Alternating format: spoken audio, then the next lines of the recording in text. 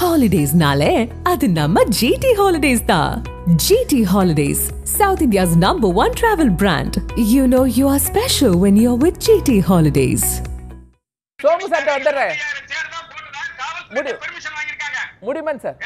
சரி. முதல் விஷயம். நன்றி சார் நன்றி. பேசுவோம். இப்போ முதல் விஷயம், இவர் அரசியல் அறிவே இல்லாதவர், அரசியல் பணிகள் செய்யாதவர், இந்த மாதிரியான ஒரு விமர்சனங்கள் எனக்கும் உண்டு. விமர்சனம் மேலே, அவருடைய நடவடிக்கைகள் மேலே, விஜய் மேலே, அவருடைய நோக்கங்கள் வந்து இப்படி இருக்குமோ அப்படிங்கிறதால நான் நிறையா பேசியிருக்கிறோம். நம்ம அது எதிர்மறையான கருத்துக்கள் தான் எனக்கு இருக்குது.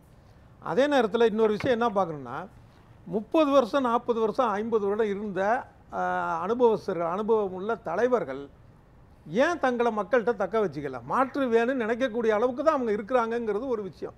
அதை நம்ம பதிவு பண்ணணும். அதனால் விஜயோ இல்லை சீமானும் சினிமாவில் இருந்தவர் தான். அதே நேரத்தில் வந்து கூட்டங்களில், திராவிட இயக்க கூட்டங்களில் பேச ஆரம்பித்தார். அப்புறம் கேட்க வருதுதான், ஒருவேளை சீமான் அவர்கள் வாங்கி வைத்திருக்கின்ற 8% அதிகமாக வாங்கியிருக்கார். இந்த ஓட்டுக்களை விஜய் பிரித்து விடுவார், தமிழ் தேசியம் அப்படிங்கிற அந்த கொள்கையை விஜய் எடுத்திருக்கிறதுனாலங்கிற அச்சத்தில் இல்லை. சிம்பிளான விஷயங்க. இவருங்க சீமானுடைய நாம் தமிழர் கட்சியில் இருக்கிறவங்களுக்கும் சரி, இல்லை அவங்களுக்கும் தமிழ் தேசியம்னா என்னங்கிறத ஒரு புரிதல் பெரிய அளவில் கிடையாது. அதே நேரத்தில் இவங்களுக்கு தமிழ் தேசியம்னு ஒன்று இருக்கான்னு தெரியாது விஜய்க்கு. இதுதான் வித்தியாசம். 2 பேருக்குமான ஒற்றுமை என்னன்னா, இந்த திமுக அதிமுக இல்லாத ஒரு விஷயம் அப்படிங்கிறது. இப்போ சீமானுடைய கட்சியில் இருக்கக்கூடியவங்களாம் பார்த்தீங்க அப்படின்னா, ஓரளவு அரசியல் விஷயங்கள் தெரிந்து, குறைஞ்சபட்சம் இந்த திமுக அதிமுக வேணாங்கிற அளவுலையாவது அவங்களுக்கு அரசியல் வந்து ஒரு விஷயம் உண்டு. அதுவும் இவங்களுக்கு கிடையாது. இந்த சூழல்ல நீங்க தமிழ் தேசியம் திராவிடம்லாம் போக வேண்டியதில்லை. ஏற்கனவே கிடையாது. இல்லை சோமு சார், இவங்களுக்கு கிடையாது அப்படின்னு எதன் அடிப்படையில் நீங்கள் அதை வகைப்படுத்த? இல்லை, அதுவும் சொல்கிறேன். இப்போ சீமான் கட்சியில் இருப்பவர்கள் விஜய் மேலே ஒரு நம்பிக்கை வைத்து வர வாய்ப்பு இருக்குது. என்ன காரணம்னா, திமுக அதிமுகவுக்கு மாற்றாக விஜய் வருவாரோ அப்படிங்கிறது தான். அது வந்து நம்ம உள்நோக்கம் கற்பிக்கிறதோ இல்லை அவங்க மேலே வந்து நம்ம குறை சொல்கிறதோ தேவையில்லை. அவங்களுடைய இயல்பான ஒரு மனநிலையை எதிர்மறையாக, திமுக அதிமுகவுக்கு எதிர்மறையான ஒரு மனநிலை, அந்த மாதிரியான ஒரு காலகட்டத்தில் தான் அந்த கட்சியோடைய இது வந்துச்சு. 2009 நமக்கு தெரியும். அந்த இளைஞர்களுடைய எண்ணங்களை வந்து நம்ம குறை சொல்ல முடியாது.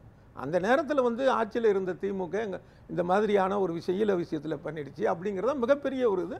அது நியாயமான ஒரு கோபம். அப்போ எங்களுக்கு வேற ஒரு மாற்று வேணும். அப்போ தான் சீமான் வரார்.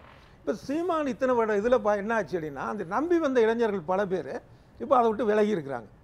என்ன காரணம்னா, ஆரம்பத்தில் இருந்த ஒரு நம்பிக்கை வந்து அது குறைந்து போகும் விதமாக இவர் சீமானுடைய செயல்பாடுகள் என்னன்னா, அவர் வந்து பொது நோக்கத்துக்காக பல விஷயங்கள் வந்து இந்த இப்போ கூட மரம் மாநாடு, மாடுகள் மாநாடு, இந்த மாதிரியான விஷயங்கள் ஏதாவது ஒன்று தொடர்ந்து பண்ணிட்டு பொது இது பேசுகிறாரு, செய்கிறாரு. அதே மாதிரி வந்து ஒரு பிரச்சனைனா அதை கொடுத்து பேசுகிறாரு. இந்த மாதிரி வந்து ஒரு அரசியல் செயல்பாட்டில் அவர் இருந்தாலும் எங்கே பிரச்சனை வருதுன்னா, இவர் முன்னுக்கு பின்னா பேசக்கூடிய பல விஷயங்கள் இருக்குல்ல.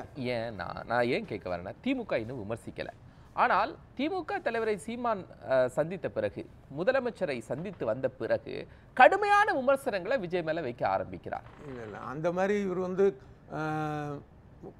மு.க. ஸ்டாலின் சொல்லி சீமான் செய்கிறாரு அப்படிங்கிற மாதிரி சில பேருக்கு அந்த யூகம் இருக்குது. சோசியல் மீடியாவில் எழுதுறாங்க. ஆனால் அது வந்து இருக்க வாய்ப்பு வேகம் அதுக்கப்புறம் தான் அதிகமாகுது. இல்லை, அது வந்து அதுக்கு வேகத்துக்கான காரணம் வேற.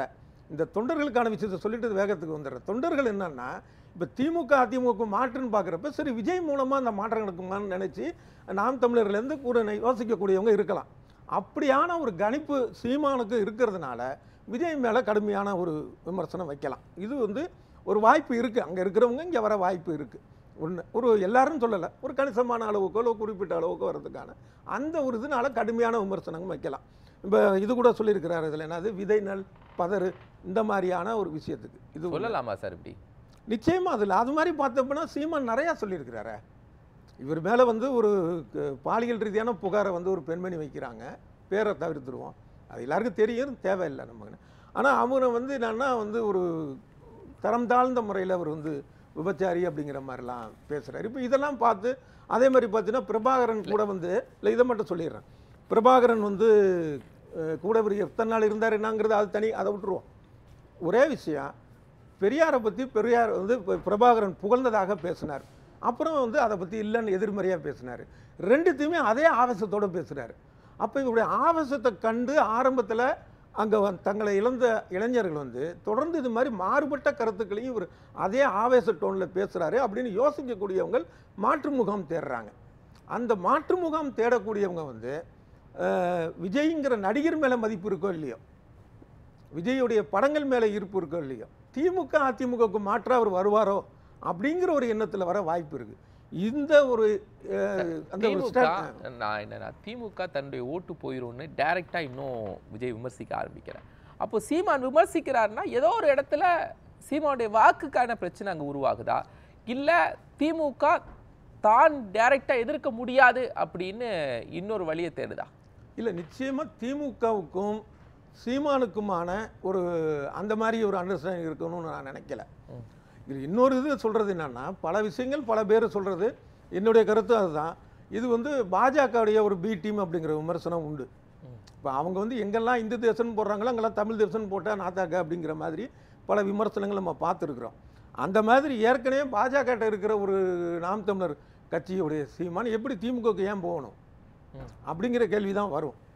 அவருக்கு வந்து என்னென்னா, சீமானை பொறுத்தவரை அவருக்கு வந்து இந்த விஜய்க்கு நம்ம இளைஞர்கள் போயிடுவாங்களோ விஜய் கட்சிக்கு அந்த ஒரு, எனக்கு இது இப்போ சீமானுடைய கட்சியில் இருக்கிறவங்களும் பெரும்பாலும் இளைஞர்கள், அதுமாதிரி தேவைக்கையில் இருக்கிறவங்க அவங்க ரசிகர்கள் தான், மற்ற ஒரு ஆட்கள்லாம் வரல மற்ற கட்சியிலேருந்து, அந்த ரசிகர்கள் தான்.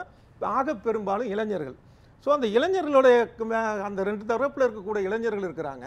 அப்போ நம்ம தரப்பில் இருக்கிற இளைஞர்கள் வந்து திமுக அதிமுகவுக்கு மாற்று வரும்னு போயிடுவாங்க. கொள்கையால் ஈர்க்கப்பட்ட சீமானுடைய தம்பிகளாக இருக்கட்டும், தொண்டர்களாக இருக்கட்டும், அவங்க எப்படி சார் சொல்கிற மாதிரி கொள்கை இன்னும் சரியாக பிரகடனப்படுத்தாத விஜய் பின்னாடி சென்றுவாங்க அப்படின்னு சீமான் நினைக்கிறார்? எங்கள் கொள்கை அப்படிங்கிறதுலாம் இப்போ ஆக பெரும்பாலான கட்சிகள் கிடையாது. குறிப்பாக சீமான் பேசுகிறதுலாம் தமிழ் தேசியமே கிடையாது. அது தமிழ் தேசியம் அப்படிங்கிறது ஜாதி மதத்திற்கான ஒரு எதிரான ஒரு விஷயம். இப்போ கீழடியில் கூட பார்த்தோம், கடவுளுங்கிறதுக்கான விஷயம் எதுவுமே அங்கே கண்டுபிடிக்கல. அந்த மாதிரியான ஒரு இருந்த சமுதாயத்தில் நீ அங்கே போயிட்டு வந்து பார்த்தா அது பேரை மட்டும் மாற்றிருக்கிறார், ஜாதிக்குன்னு பதிலாக குடி அப்படின்ட்டு. அந்த மாதிரி தான் இருக்குது. ஸோ அதனால் இவர் பேசுகிறதுலாம் தமிழ் தேசம் அப்படிங்கிறது இல்லை. தமிழ் தேசங்கிறது ஒரு பொது உடைமை அடிப்படையில் இருக்கணும். அது முதலாளித்துவ தமிழ் தேசம் அப்படிங்கிறதுலாம் ஒன்றுமே கிடையவே கிடையாது. அந்த மாதிரியான ஒரு விஷயம் கிடையாது. அதனால் இதெல்லாம் சொல்லிக்கிறது தான் தமிழ் தேசியம் அப்படின்னு. இப்போ அதே மாதிரி திராவிடம்னு சொல்லிக்கிற கட்சி எல்லாமே திராவிட சித்தாந்தத்தில் ஈடுபாட்டாக இருக்காங்களா, இல்லை தேசியம்னு சொல்கிறவங்களாம் தேசியத்தில் ஈடுபாட்டாக இருக்காங்களா? சரி சார், அது வந்து வார்த்தை விளையாட்டு தான். அது தாவேகா திமுக இடையே தான் போட்டின்னு விஜய் சொல்கிறாரு. அந்த போட்டியை தன் பக்கம் இழுக்கணும்னு சீமான் டைரக்டாக விமர்சனம் பண்ணுறாரு. அந்த ஒரு ஆங்கிள் எடுக்கிறார். இல்லை, வந்து திமுக தாவேகாவை தான் போட்டி அப்படின்னு இவர் விஜய் சொல்கிறத அவங்க கட்சிக்காரங்களே வந்து அதை எந்த அளவுக்கு நம்புவாங்கன்னு தெரியல. ஏன்னா நான் சொல்கிறது காரணம் அவங்களுடைய பாரம்பரியம் அப்படிங்கிறதுலாம் அடுத்த பக்கம். அவங்களுக்கு இருக்கிற தொண்டர் படை கட்சி கட்டமைப்பு ஒரு சின்ன கிராமத்தில் கூட போய் பார்த்தீங்க அப்படின்னா திமுக அதிமுக ரெண்டுமே ஒரு அடிப்படை ஆள்கிட்ட போய் ஒரு சாதாரண சாமானியனை முதற்கொண்டு அந்த வாக்குச்சாவடி கொண்டு வரக்கூடிய அந்த ஆட்கள் வந்து திமுக அதிமுகவுக்கு தான். தமிழ்நாடு முழுக்க இருக்கிறதுனா அந்த ரெண்டு கட்சி தான். ஸோ அதில் ஒரு கட்சியான திமுகவை இவர் எங்களுக்கும் அவங்களுக்கு தான் போட்டி அப்படின்னு சொல்கிறது இருக்குல்ல, அந்த தொண்டர்கள் பலமாக இருக்கட்டும், நிர்வாகிகள் பலமாக இருக்கட்டும், பணபலமாக இருக்கட்டும். இப்போ இவர் விஜய்க்கு கூட பணபலம் வந்திருக்கலாம், யாராவது உதவி செய்யலாம் போகலாம், இது போல இவ்வளோ பெரிய மாநாடு நடத்தியிருக்கிறாரு, இப்போ பணபலம் எல்லாமே நடத்த முடியும், அது இருக்கலாம். ஆனால் திமுகவிடம் இருக்கக்கூடிய அளவுக்கு பணபலம் இருக்கா, இல்லை திமுக இருக்கிற அளவுக்கு தொண்டர் பலம் இருக்கா, இல்லை திமுக இருக்கிற அளவுக்கு நிர்வாகிகள், நான் சொல்கிறது தேர்தலை சந்திக்க அனுபவம் வாய்ந்த நிர்வாகிகள். தேர்தலில் வந்து போட்டிட்டு சின்னம் வந்தால் மட்டும் பத்தாது. இப்போ எம்ஜிஆர் வந்து எடுத்த உடனே வெற்றி பெற்றார் அப்படிங்கிறது, எடுத்த உடனே ஒரு 5 வருடம் கழித்து வெற்றி பெற்றதுக்கு என்ன காரணம்னா தொண்டர்கள் பலம் மட்டும் இல்லை, இவருக்கு ஓட்டு போடுறது மட்டும் இல்லை, அந்த ஓட்டை சரியாக வாக்குச்சாவடி கொண்டு வரக்கூடிய நிர்வாகிகள் இருந்தாங்க புது கட்சியிலேயே. ஏன்னா திமுகலேருந்து அந்த பாரம்பரியம் எம்ஜிஆர் மன்றத்தில் இருப்பான். ஆனா திமுக மக்கள் இயக்கத்துல இருந்து தான் சார் வராங்க. நீங்க அங்க எம்ஜிஆர் மன்றத்துல இருந்து வந்தா இவங்களும் 2009ல இருந்து மக்கள் மன்றத்துல தானே இருக்கிறாங்க, மக்கள் இயக்கத்துல தானே இருக்காங்க. விஜய் மக்கள் இயக்கம் அங்கேயே ஒரு கட்டமைப்பு இருக்கு, ஒவ்வொரு பகுதிகளிலையும் கிளை வச்சிருக்காங்க. அங்கிருந்து கொண்டு வந்துட முடியாதா, அதுல கட்டமைப்பை உருவாக்கிட முடியாதா?